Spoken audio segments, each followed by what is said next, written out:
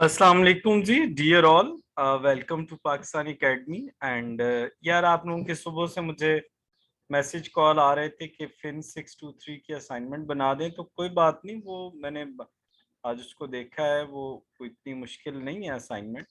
ये वाली जो असाइनमेंट है इसमें सिंपल आपने क्या करना है कि ये आपके सर्टेन आइटम्स हैं, जैसे बेसिक सैलरी टैक्सेबल है, बोनस टैक्सेबल है, इसी तरह हर आइटम का ट्रीटमेंट करना है और टैक्सेबल इनकम निकाल लेनी है और उस पर टैक्स रेट अप्लाई करके तो सिंपल आपने टैक्स लाइबिलिटी निकाल लेनी है।